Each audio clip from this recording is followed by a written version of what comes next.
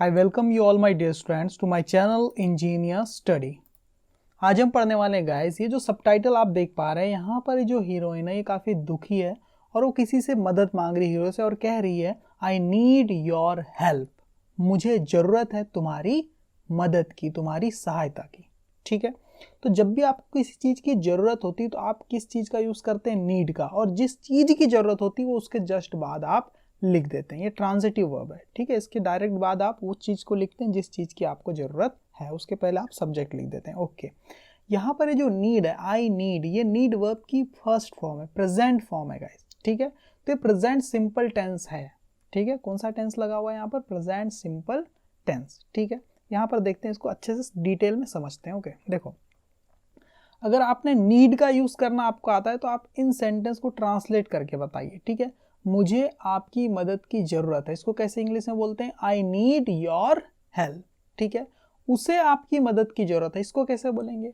उसे मतलब third person की बात हो रही, और वो भी कोई सिंगल व्यक्ति है, सिंगुलर। थर्ड पर्सन और सिंगुलर अगर सब्जेक्ट होता है आपके पास तो आप वर्ब में एस या ईएस लगाते हैं सिंपल प्रेजेंट टेंस में, है ना? ज़रूरत होना, ज़रूरत है। ठीक है, तो उसे आपकी मदद की ज़रूरत है, मतलब ही नीड्स। अब यहाँ पर नीड नहीं, नीड्स हो जाएगा, ही नीड्स योर हेल्प। ठीक है, राहुल को आपकी मदद की ज़रूरत है, राहुल नीड्स योर हेल्प। उन्हें आपकी मदद की ज़रूरत है, एक से ज़्यादा लोग हैं तो दे नीड योर हेल्प। देखो आपके सामने लिखा हुआ है, देखो आई नीड योर हेल्प। जब आपका सब्जेक्ट आई हो, वी हो, यू हो, दे हो, इस टाइप का अगर आपका सब्जेक्ट है तो आप वर्ब को सिंपल रखते हैं, बिना एस या ईएस के ही लिखते हैं, है ना?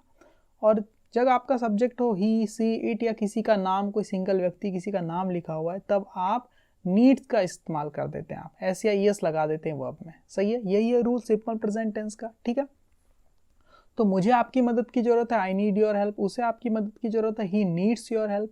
राहुल को आपकी मदद की जरूरत है, राहुल नीड्स योर हेल्प। और उन्हें आपकी मदद की जरूरत है, दे नीड योर हेल्प। ये तो क्लियर है। अब इसका नेगेटिव कैसे बनाना है वो हम आगे देख लेते हैं। देखो, जैसे मुझे आपकी मदद की ज़रूरत नहीं है, इसको कैसे बोलेंगे आप? उसे आपकी मदद की ज़रूरत नहीं है, क्या आपको मेरी मदद की ज़रूरत है? इसको कैसे बोलना है आप इसे एक बार देखिए। देखो, जैसे मुझे आपकी मदद की ज़रूरत नहीं है, इसको क्या बोलते हैं? I don't need your help. I don't need your help, I don't need your help. उसे आपकी मदद की ज़रूरत नहीं है, he doesn't need your help. इसको डजंट भी बोलते हैं, लेकिन और भी एडवांस तरीके में आप इसको डजन बोल देते हैं, he doesn't need your help. Okay, I don't need, don't को डोंट बोल देते direct, I don't need your help. ठीक है, ये सही तरीका हो गया। अब यहाँ आप देख पा रहे हैं डोंट और डजंट, इसके बाद नीड लगा हुआ है, नीड्स नहीं लगता है ना। डू और डज या डिड के बाद नीड ही लगा हुआ है, एस या ईएस वाली फॉर्म नहीं आती, बेस फॉर्म आती है। ठीक है, ये एक रूल है गाइस। ठीक है, आप बोलेंगे यहाँ डोंट लगा, यहाँ डजंट क्यों लगाएगा इस, है ना? ये आपके मन में सवाल आ रहा होगा। देखो, ही क्या है? थर्ड पर्सन का सब्जेक्ट है, थर्ड पर्सन का सिंगुलर सब्जेक्ट है। ठीक है, तो इसके साथ वर्ब में एस या ईएस लगाते हैं, तो डू में जब आप एस या ईएस लगा देते हो तो वो बन जाता है डज। ये डज और ये नॉट मिलकर क्या बन गया? डजन या डजंट। ठीक है, और यहाँ पर डू और नॉट मिलकर डोंट बन गया। अभी डू में एस या ईएस नहीं लगेगा क्योंकि आई के साथ वर्ब में एस या ईएस नहीं आता। ठीक है, ये यहाँ पर कुछ रूल लगा हुआ है। ओके, और जब एस या ईएस इस डू में लग के डज बन गया तो आगे जो फॉर्म थी वहां से वो एस या ईएस हट गया है, पहले नीड्स लिखा हुआ था। देखो, ही वाला सेंटेंस देखो, ही नीड्स योर हेल्प, ये लिखा था, इसी को नेगेटिव किया हमने, तो यहाँ पर क्या हो गया? He does not need your help, ये हुआ। देखो, he doesn't need your help.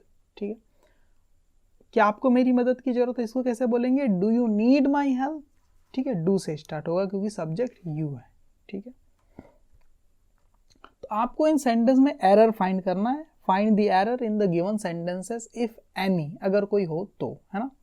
Rahul does not wants to go there, क्या गलती है?